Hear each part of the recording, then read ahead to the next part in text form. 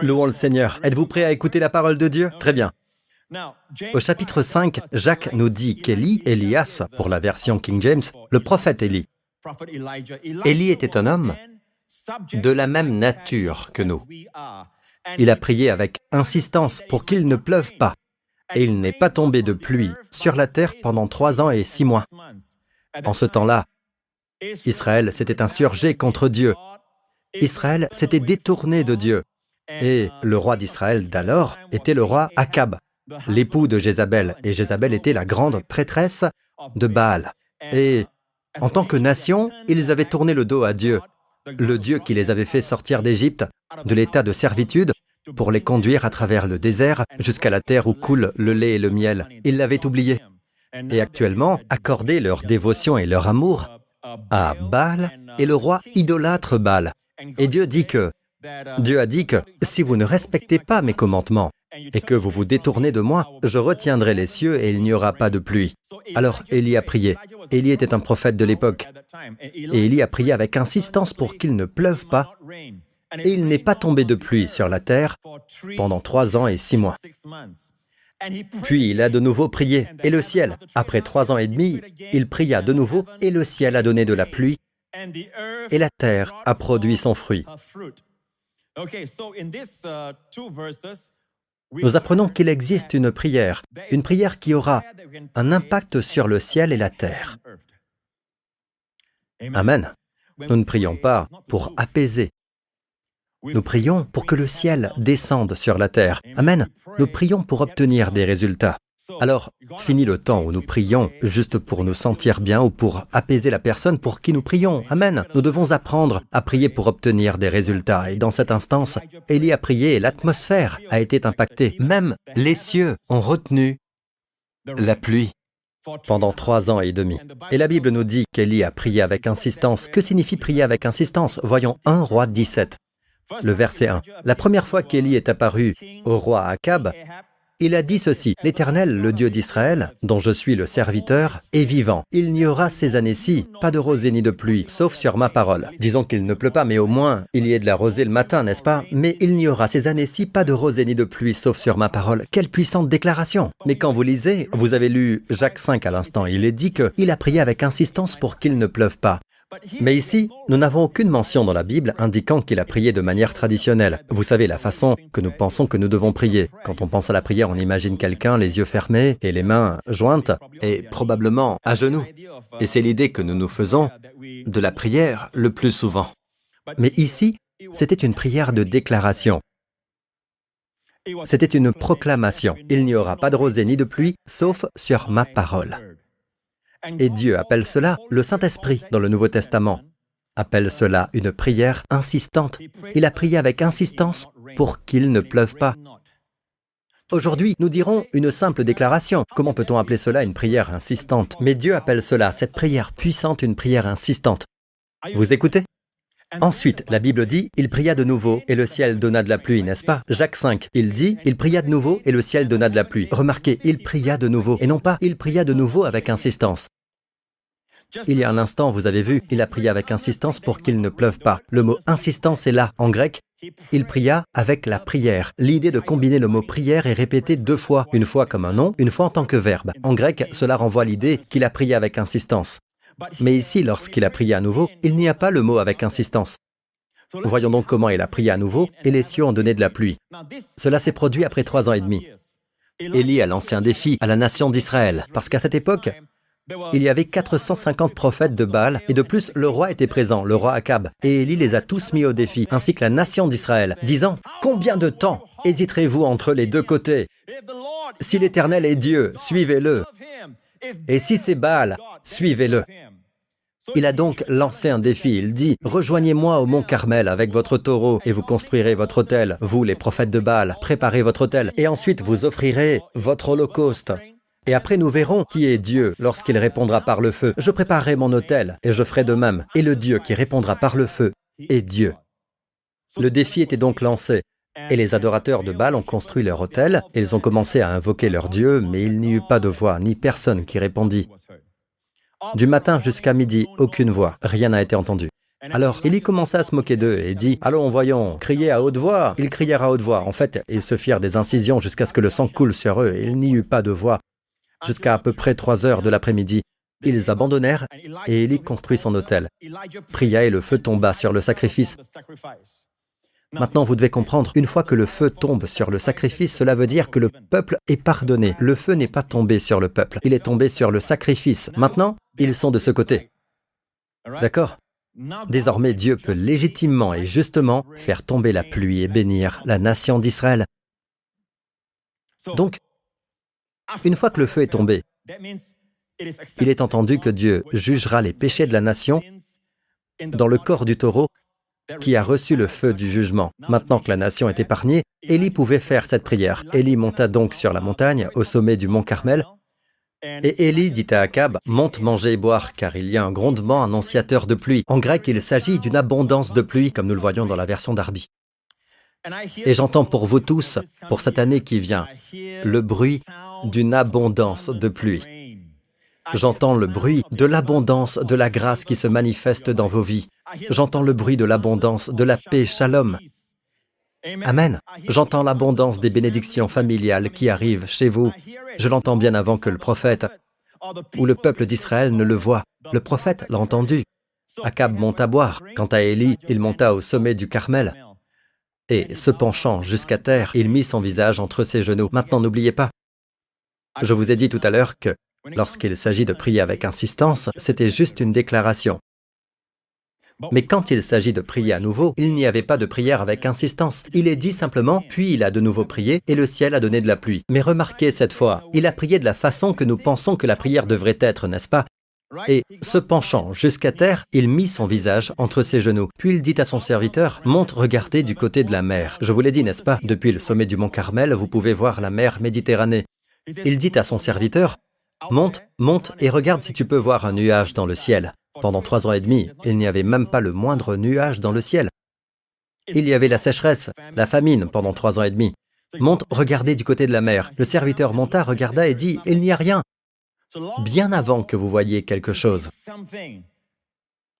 Ceux qui sont en harmonie avec le Saint-Esprit entendront le bruit d'une abondance de pluie.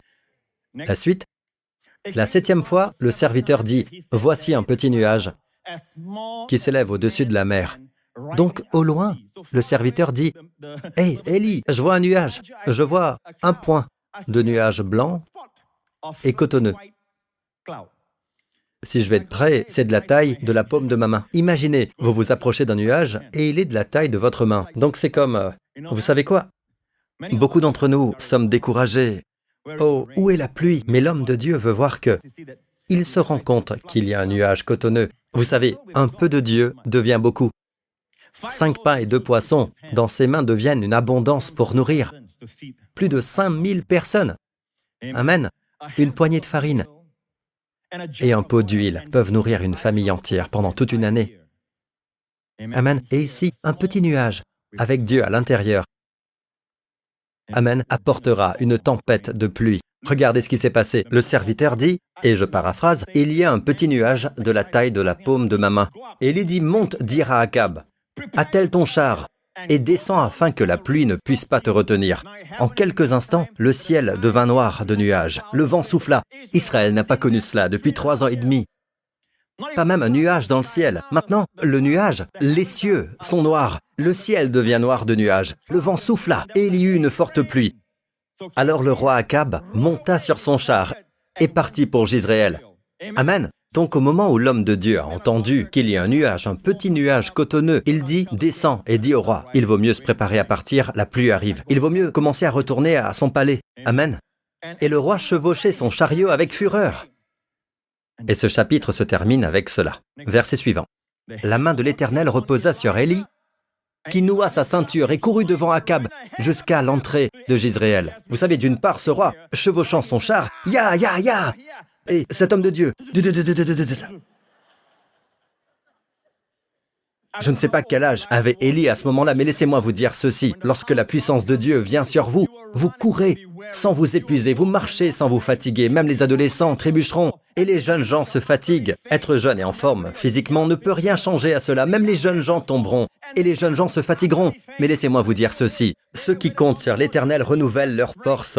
Ils prennent leur envol comme les aigles. Ils courent sans s'épuiser. Ils marchent sans se fatiguer. Ceux qui comptent sur l'Éternel, comme vous. En ce moment même, vous venez dans la maison de Dieu, ainsi vous attendez le Seigneur, vous échangez votre force, qui est une force naturelle, comme Jacob l'a fait, pour sa force qui ne connaît jamais la fatigue. Loué soit Dieu. Maintenant, je veux vous montrer ceci. Revenons à Jacques. Prier avec insistance est en fait une prière de déclaration, mais Dieu y attache tellement d'importance qu'il nous dit que prier avec insistance, c'est lorsque nous faisons une déclaration de foi. Une déclaration de foi est une prière avec insistance. Mais remarquez que lorsqu'il a prié après que le feu soit tombé, cela signifie que le jugement est passé. Maintenant vient le temps de la bénédiction. Vous savez, il a dû mettre sa tête entre ses genoux et prier de la manière traditionnelle à laquelle nous pensons. Et le Saint-Esprit appelle cela simplement prier à nouveau. La première est prier avec insistance, et là, c'est prier à nouveau, juste une simple prière. Mais dans notre tête, nous pensons que cette prière est plus intense que la première. Si en ce moment je me tiens ici et que je déclare, alors que vous voyez quelqu'un à genoux en train de prier, vous direz probablement cette personne prie, pasteur, vous ne priez pas. Mais réalisez-vous une chose. Ce que vous faites lorsque vous déclarez, c'est ceci en fait. Vous vous associez à Dieu. Et si Jésus a enlevé nos maladies, nos affections, et il a enlevé notre dépression, il a été blessé, il a reçu le châtiment pour que nous ayons la paix. Ainsi, il a enlevé notre dépression, nos angoisses, nos inquiétudes, nos soucis, ainsi que nos maladies physiques, ainsi que toutes nos douleurs, mentales, émotionnelles également. Il a tout pris sur lui. Si je crois qu'il les a enlevées, et la Bible dit qu'il les a enlevées, alors je ne prierai pas des prières comme celle-ci, comme un esclave. « Oh Père, oh mon Dieu, s'il te plaît, guéris mon fils, oh guéris ma fille, je t'en prie Seigneur, s'il te plaît, fais cela, fais cela. » Parce que cette prière nie tout ce que Jésus a fait. Cette prière dit essentiellement que Dieu n'est pas convaincu et que Dieu est le problème. Si Dieu veut donner, il peut donner. C'est pourquoi cette prière n'est pas exaucée. J'espère que cela répond à certaines de vos questions. Amen. Lorsque vous priez ainsi, le Saint-Esprit est appelé l'Esprit de vérité. Il ne peut pas témoigner en faveur de ce genre de prière. Il témoigne de la vérité. Il est l'Esprit de vérité, mais lorsque vous priez, vous déclarez. Quand vous déclarez par exemple que quelqu'un a un problème de dépression, puis vous dites au nom de Jésus, esprit impur de la dépression, libère cette personne et libère sa pensée au nom de Jésus. Amen. Vous déclarez que Dieu n'est pas le problème. Le pouvoir des ténèbres est celui qui retient sa bénédiction. Ensuite, vous êtes en partenariat avec Dieu. En essence, vous dites que Dieu n'est pas celui qui donne le problème. Dieu est votre solution. Est-ce que vous écoutez, peuple de Dieu? Laissez-moi l'expliquer autrement, d'accord? Sous l'Ancienne Alliance, avant l'arrivée de Jésus, le jugement était facile. La bénédiction était difficile. Remarquez, lorsqu'Élie a prononcé un jugement, pendant 3 ans et demi, il n'y aura ni pluie ni rosée. C'était facile. Pourquoi? Sous la loi, Dieu dit, si vous observez tous mes commandements, alors je vous bénirai. Mais tout signifie tout. Mais si vous ne respectez pas un seul, alors la malédiction s'abattra. Et c'est pourquoi ceux qui se targuent d'être dans le Seigneur ne se rendent pas compte combien la loi de Dieu est impressionnante. Ceux d'entre nous qui croient en la grâce de Dieu ont un immense respect pour la loi de Dieu. Je suis en faveur de la loi, mais pour la raison pour laquelle Dieu a donné la loi. Et Dieu n'a jamais donné la loi pour que les hommes la respectent. Dieu a donné la loi pour révéler à l'homme. Êtes-vous avec moi jusqu'ici? Donc Dieu dit, si vous observez tout, je vous bénirai. Je ferai tomber la pluie pour bénir vos récoltes. Vous prêterez et non emprunterez. Amen. Vous serez la tête et non la queue. Mais si vous observez tous mes commandements, mais si vous échouez à en respecter un seul, la malédiction s'abattra, le jugement tombera, je retiendrai les cieux pour qu'ils ne donnent pas leur pluie, et cela affectera vos récoltes. Alors vous emprunterez et vous ne prêterez pas. Vous serez la queue et non la tête. Alors devinez quoi? Dans l'Ancienne Alliance, ils passent le plus clair de leur temps à quoi? Dans la bénédiction ou le jugement? Le jugement. Et c'est pourquoi dans l'Ancienne Alliance, le jugement et la malédiction s'abattaient facilement. La bénédiction était difficile. Comprenez-vous pourquoi il était facile pour Élie, sous l'Ancienne Alliance, de dire qu'il n'y aurait ni rosée ni pluie, parce qu'il était en accord avec la parole de Dieu. La parole de Dieu dit, « Si vous vous détournez de moi, les cieux retiendront leur pluie. » Donc, Élie le savait, Élie l'a déclaré. C'est une prière insistante. Mais lorsqu'il a demandé la bénédiction par la suite, il a prié encore et encore et encore. Maintenant, tout a changé grâce à la croix. J'ai dit tout a changé grâce à la croix. Depuis la croix de Jésus-Christ, écoutez, la bénédiction est facile. Savez-vous pourquoi? Cela ne dépend plus de votre obéissance, mais repose sur l'obéissance victorieuse de Jésus à la croix. Par son obéissance, nous sommes rendus justes, et les justes seront florissants et prospéreront, et seront toujours verts, amen, comme le palmier, comme le cèdre du Liban. Non, je ne vous demande pas d'applaudir, je m'encourage simplement, d'accord? Je m'exprime, c'est tout. Dieu soit loué, je m'enthousiasme. Et la Bible dit que vous êtes justes, et toutes les bénédictions des justes, écoutez attentivement, sous la nouvelle alliance, grâce à ce que Jésus a accompli par sa mort, son ensevelissement et sa résurrection. Tout a changé. Aujourd'hui, la bénédiction est facile. C'est pourquoi vous n'avez qu'à le déclarer.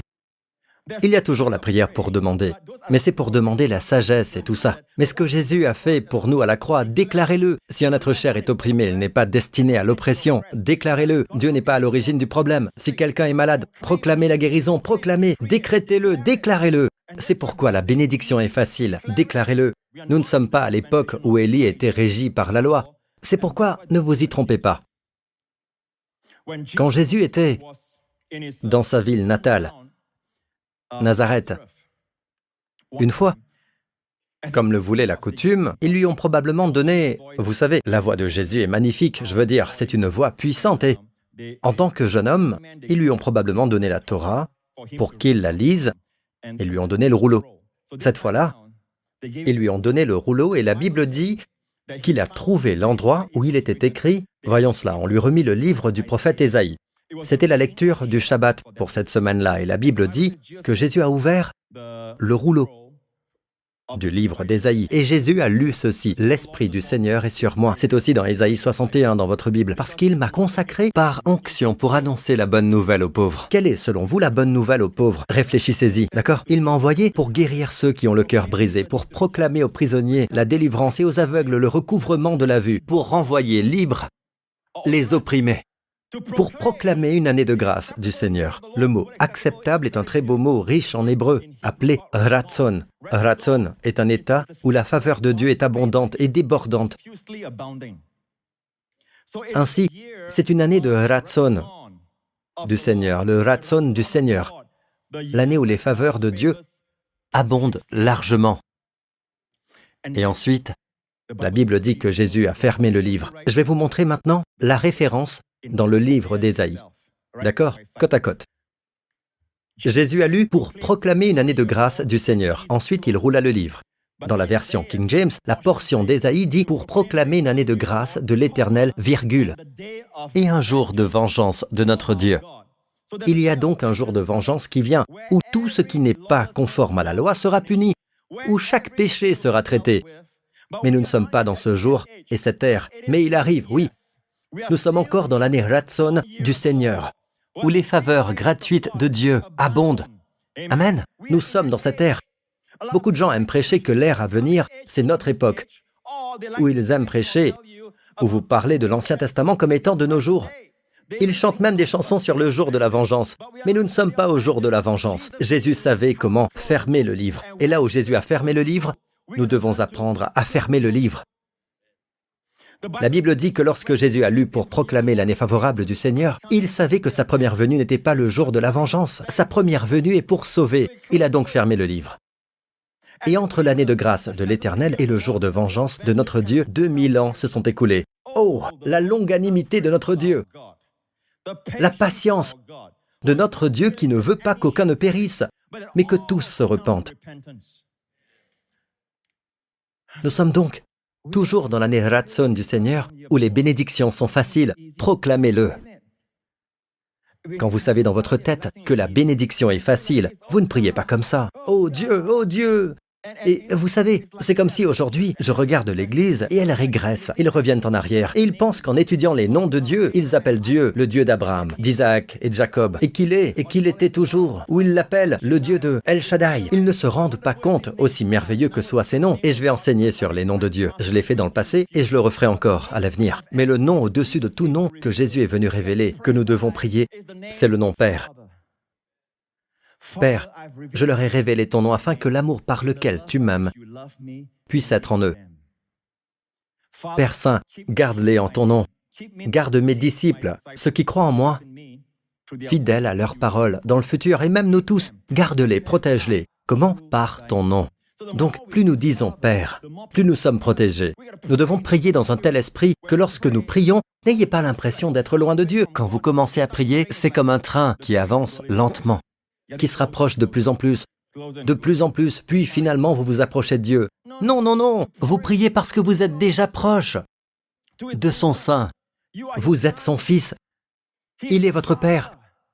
Alors vous dites Père, vous devez prier en toute plénitude, dans votre position de victoire. Écoutez-vous, peuple de Dieu. C'est pourquoi vous ne devriez pas penser, Pasteur Prince, dans ce genre de situation, il faut prier intensément. Il ne s'agit pas de prier intensément ou légèrement. Pourquoi prier intensément? L'important, ce n'est pas de prier intensément, mais à qui vous adressez vos prières, donc, peut être très doux et dire simplement, Père, touche cette personne maintenant. Père, je te remercie. Donc, quand il s'agit de prière, lorsque vous êtes dans ce même état d'esprit, vous êtes sur la même longueur d'onde. Vous voyez Dieu vouloir bénir les gens. Bien avant que je prie dans ma chambre, vous voyez, je vois Dieu vouloir me bénir. Je vois Dieu vouloir bénir l'Église. Je vois Dieu vouloir bénir ma famille, son cœur d'amour ici. Et donc, lorsque je prie ainsi, dans cette posture, je suis en accord avec le ciel. L'Esprit de vérité peut témoigner. En répondant à ma prière, il témoigne de la vérité. Parce que je viens d'une position de vérité.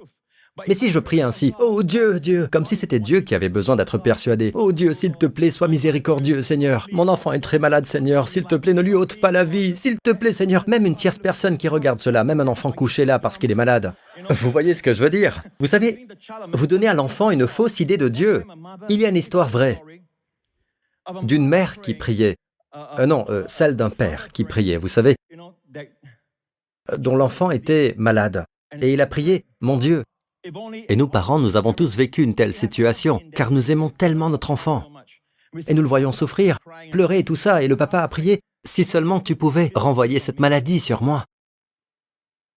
Laisse-moi la porter. » Et le Seigneur dit, le Seigneur le réprimanda en disant, « Ne sais-tu pas? J'ai fait cela. Jésus a porté nos maladies. » Donc, notre prière doit consister à le déclarer. « Sois guéri, fièvre, va-t'en au nom de Jésus. Goitre, meurs au nom de Jésus. Amen. Sois guéri au nom de Jésus. » Mais Pasteur Prince, j'ai déjà déclaré auparavant, mais rien ne s'est passé. Alors Jésus vous a conseillé dans Luc 17. Les apôtres dirent au Seigneur, « Augmente notre foi. » Quelle est la demande? « Augmente notre foi. » La réponse de Jésus est la suivante. Le Seigneur dit, « Si vous aviez de la foi comme un grain de moutarde. » Quelle est la demande? La demande était la suivante. « Seigneur, augmente notre foi. » La réponse de Jésus était, « Si vous avez de la foi comme un grain de moutarde, vous direz. » En d'autres termes, peu importe si vous avez une petite foi, la graine de moutarde est la plus petite de toutes les graines. D'accord? Et qu'a dit Jésus? Ce qui compte, ce n'est pas la dimension de votre foi. Une fois que vous avez la foi, même si elle est petite, commencez à dire. Commencez à dire quoi? Au mûrier, déracine-toi et va te planter dans la mer, et il vous obéirait. Mais pasteur, je l'ai déjà dit une fois. Le problème est toujours là. Bon, écoutez. En grec, si vous avez la foi comme une graine de moutarde, vous pouviez dire à ce mûrier. Le verbe « dire » est à l'imparfait. Vous savez que le passé composé signifie « une fois pour toutes », alors que l'imparfait signifie que l'action continue.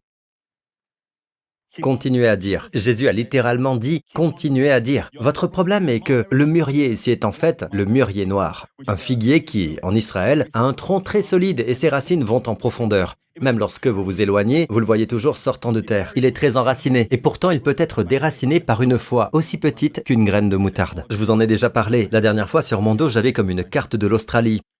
Parce que je transpirais beaucoup en faisant du sport. J'avais une carte de l'Australie, ça ressemblait presque à l'Australie, quoi. Et la Tasmanie était en dessous. Et je me souviens, quand j'ai appris cette vérité, j'ai parlé à mon affection de la peau, que tu sois arraché par tes racines et jeté dans la mer. Et j'imaginais, pardonnez-moi ceux qui habitent à Marine Parade, j'imaginais la mer de Marine Parade. Jeté dans la mer. J'ai utilisé littéralement les mots de Jésus, soit déraciné, affection de la peau et jeté dans la mer au nom de Jésus. Quelques temps se sont écoulés et j'ai oublié combien de semaines passèrent. Un jour, alors que je me rasais ou me brossais les dents, j'ai entendu une voix. J'étais torse nu et j'ai entendu une voix intérieure me dire « Regarde ton affection cutanée ». Cela faisait un moment que je n'y avais pas jeté un œil, mais je prononçais les mots. À chaque fois que je prenais mon bain, je le disais. J'ai regardé derrière moi et elle était partie. Comment cela s'est produit? Je ne sais pas. Quand cela s'est produit? Je ne le sais pas. Tout ce que je peux dire, c'est qu'elle se trouve quelque part à Marine Parade. Vous tous, si vous allez plonger, vous verrez la carte de l'Australie. Jésus a littéralement dit « continuez à dire », parce qu'un roi, voyez-vous, vous reconnaissez que vous n'êtes plus une personne attachée à la terre, vous êtes assis avec Christ, parce qu'un roi décrète, même lorsque vous priez normalement, une prière normale, traditionnelle, décrétez dans votre prière. Même lorsqu'il s'agit de maladie, lorsqu'il s'agit du pouvoir des ténèbres, ne demandez pas à Dieu de s'en occuper, décrétez. Parfois, une prière de demande est incorrecte. Par exemple, lorsque Moïse a crié à Dieu, la mer Rouge était devant lui, et les armées égyptiennes étaient en marche derrière eux, et il a crié à Dieu, « Dieu, à l'aide !» Et Dieu dit, « Pourquoi ces cris ?» Étrange, non? Qu'est-ce que tu as dans ta main? La verge. Pour nous, c'est le nom de Jésus. Utilise-le. Et Moïse a pointé, et vous savez ce qui s'est passé. Dieu a ouvert la mer Rouge. Donc, nous avons l'autorité, mais nous crions à lui. Imaginez un officier, d'accord? Avec son uniforme d'officier et tout ça. De la main, il veut faire arrêter un camion de 3 tonnes. Imaginez, il lève la main, mais le camion de 3 tonnes passe quand même. À nouveau, il lève la main, un autre camion de 3 tonnes passe. Vous savez, le gros camion qui passe. Est-ce qu'il appelle son bureau et dit « Hé, patron, monsieur, ils veulent pas s'arrêter ?» Non, vous ne faites pas ça. Vous utilisez votre autorité, d'accord? Vous vous tenez au milieu. Soit il vous écrase, ou... mais vous utilisez votre autorité, d'accord? Amen, vous n'appelez pas votre bureau, vous perdriez votre emploi, ou vous serez réprimandé, non? Amen. Et c'est le problème, quand Dieu regarde en bas, c'est l'image que nous renvoyons. D'accord? Maintenant, je veux conclure avec cette histoire étonnante d'Élie. Revenons à l'histoire d'Élie et au défi. Élie dit au prophète de Baal, « Choisissez pour vous l'un des taureaux et préparez-le les premiers, puisque vous êtes les plus nombreux. Ensuite, faites appel au nom de votre Dieu, mais n'allumez pas le feu. » Ils prirent le taureau qu'on leur donna et le préparèrent. Puis ils firent appel au nom de Baal depuis le matin jusqu'à midi en disant « Baal, réponds-nous » Mais il n'y eut ni voix ni réponse, même s'ils sautaient devant l'autel qu'ils avaient érigé. À midi, Élie se moqua d'eux et dit « Donc ils avaient prié du matin jusqu'à midi, aucune voix. Aucun feu n'est venu du ciel. » Et Élie dit « Criez à haute voix, puisqu'il est Dieu, il doit être en train de penser à quelque chose. Ou bien il est occupé. Ou encore en voyage. Peut-être même qu'il dort et qu'il va se réveiller. » Ils crièrent à haute voix et, conformément à leur coutume, ils se firent des incisions avec des épées et avec des lances jusqu'à ce que le sang coule sur eux. Lorsque midi fut passé, ils prophétisèrent jusqu'au moment de la présentation de l'offrande. Mais il n'y eut ni voix ni réponse, ni signe d'attention. La dernière partie, personne ne prêta attention, très intéressant. Élie dit alors à tout le peuple, « Approchez-vous de moi. » Tout le peuple s'approcha de lui. Maintenant, je vais vous dire quelque chose, d'accord? C'est une chose pour Dieu de juger le péché. Mais si Dieu jugeait le péché, comment pourrait-il gagner notre affection? Dieu était confronté à un dilemme dans ce sens. Dieu devait non seulement juger le péché, car Dieu ne peut pas nous pardonner en toute justice s'il n'a pas jugé nos péchés. Dieu doit être Dieu, il doit juger nos péchés, mais en tant que Dieu, il doit aussi démontrer son amour, car Dieu est amour. Comment Dieu va-t-il juger nos péchés tout en gagnant notre cœur? Regardez cela. Élie répara l'autel de l'Éternel qui avait été démoli. Cela signifie qu'il y avait un autel là-bas auparavant qui avait été renversé par les prophètes de Baal. Alors, Élie le répara. La première chose que vous devez faire, c'est réparer l'autel. Il est temps pour nous, notre autel est la croix de Jésus-Christ. Il est temps pour nous de ramener la croix de Jésus-Christ. Il ne s'agit pas de prendre cette position ou telle autre position. Prenez position pour la croix. La croix est le symbole que Dieu aime le monde et que Christ est mort pour nos péchés. Et la Bible dit, il prit 12 pierres.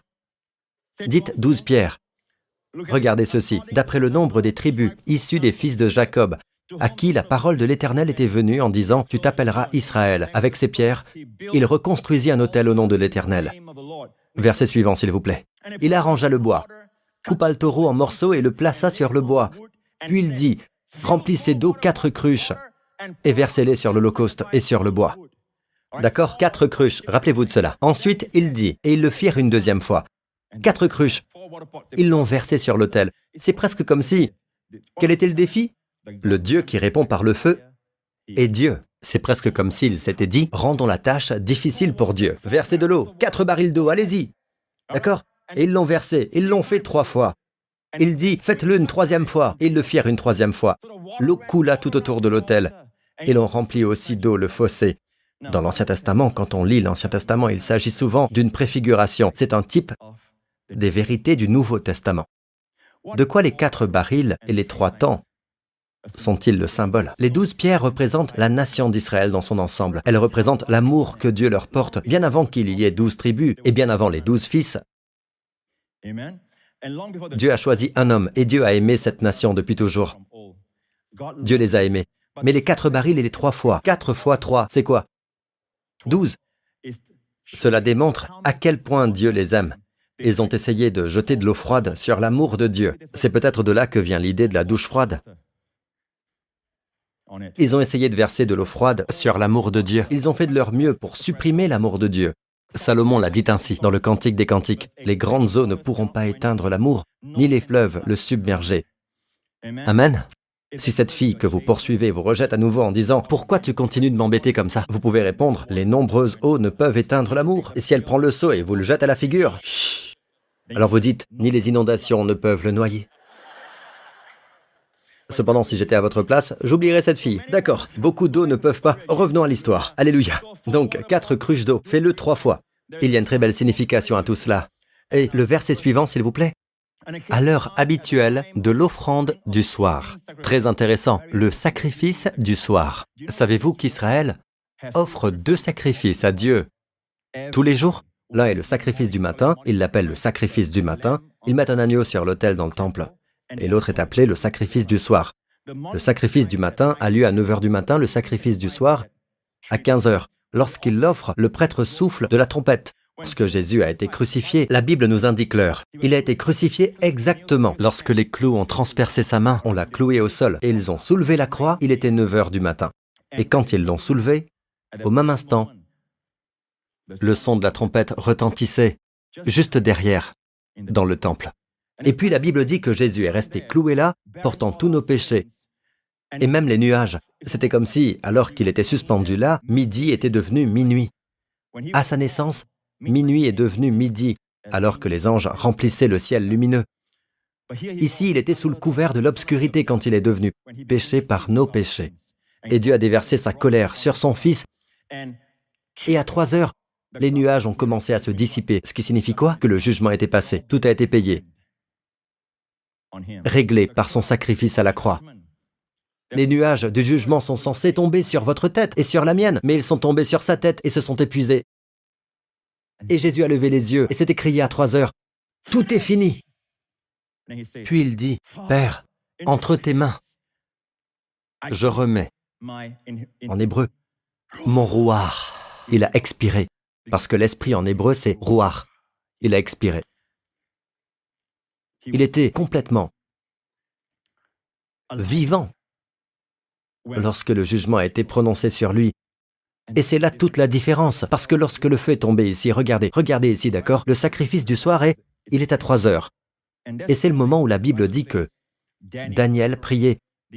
L'ange s'est mis à voler rapidement à 3 heures, au moment de l'oblation du soir. Maintenant, ne commencez pas à prier à 3 heures.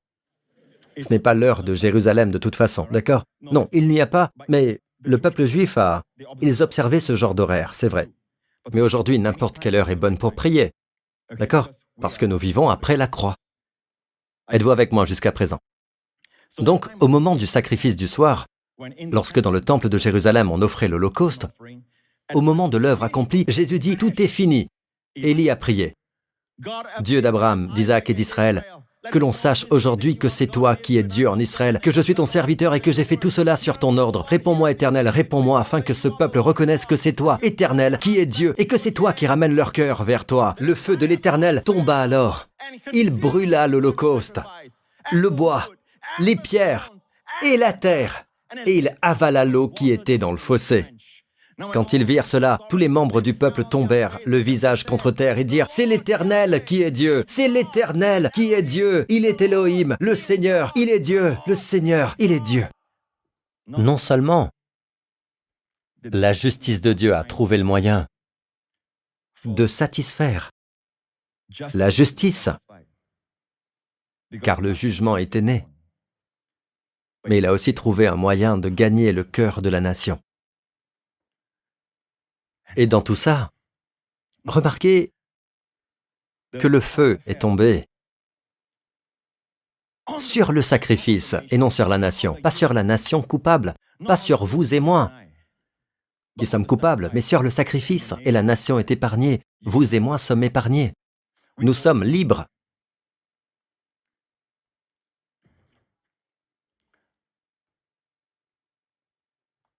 La seule différence, contraste, parce que le type est toujours inférieur par rapport à la substance, la croix. C'est un type de la croix. La seule différence est ceci. Au Carmel, le feu du jugement de Dieu a consumé l'Holocauste. Le feu a consumé non seulement l'Holocauste, mais aussi les 12 pierres et tout cela. Tout a disparu. Il y a certains d'entre vous qui vont au mont Carmel. Je vous vois marcher autour à la recherche des pierres. Elles ne sont pas là. Allez lire votre Bible et voyez ce qui s'est passé. Tout fut consumé.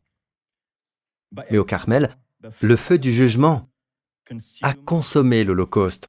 Au Calvaire, le sacrifice a consumé le jugement. Et c'était crié, c'est fini. Le jugement était achevé, épuisé dans son corps. Mais il était encore vivant pour crier, c'est fini. Le sacrifice est maintenant plus grand que le jugement.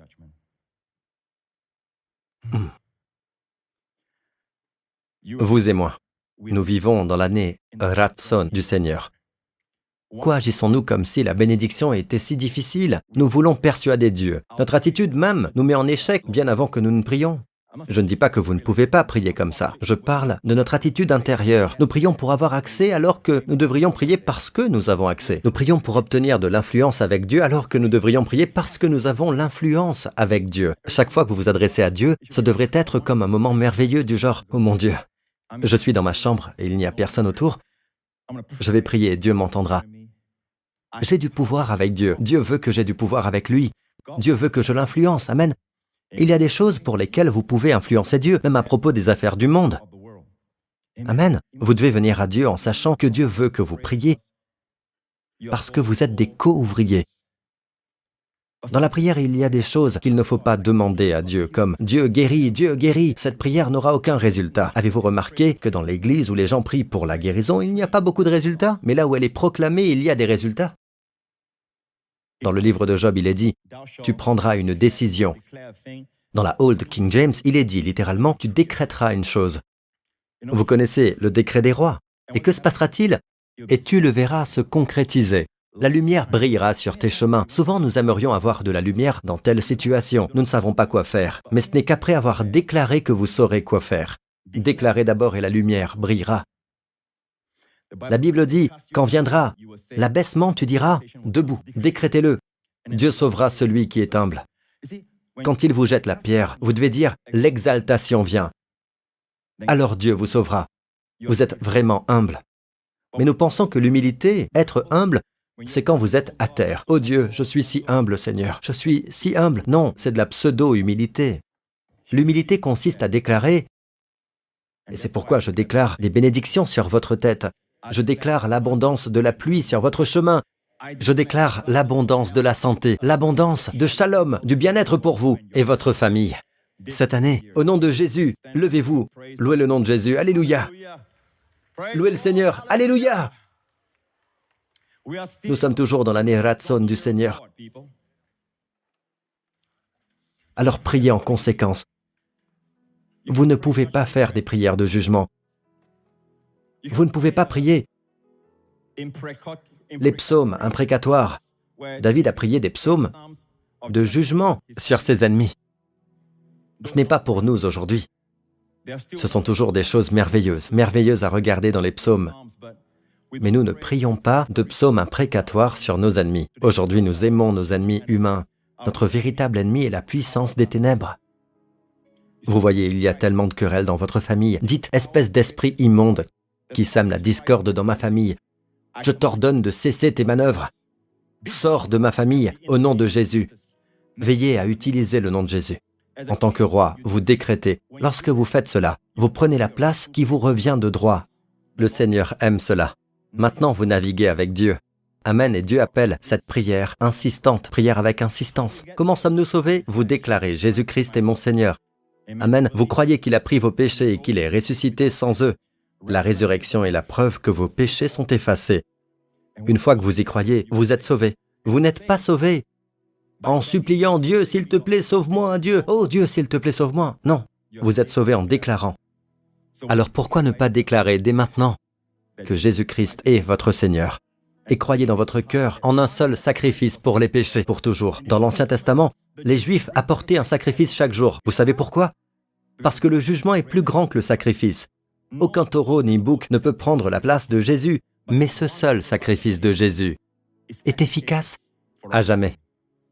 Amen, parce que le sacrifice aujourd'hui est plus grand que le jugement. Il a consumé tout le jugement et toute la colère de Dieu.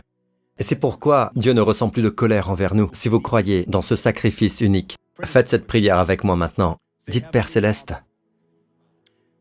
je crois que le Christ a annulé tout le jugement, toute ta rancune dans son propre corps, et tu l'as conçu pour qu'il en soit ainsi, de sorte que tu es juste. Aujourd'hui, en me rendant juste, tu n'as pas fait de compromis, Seigneur. Tu es juste en me rendant juste par la mort de ton Fils. Et tu l'as ressuscité d'entre les morts, sans mes péchés.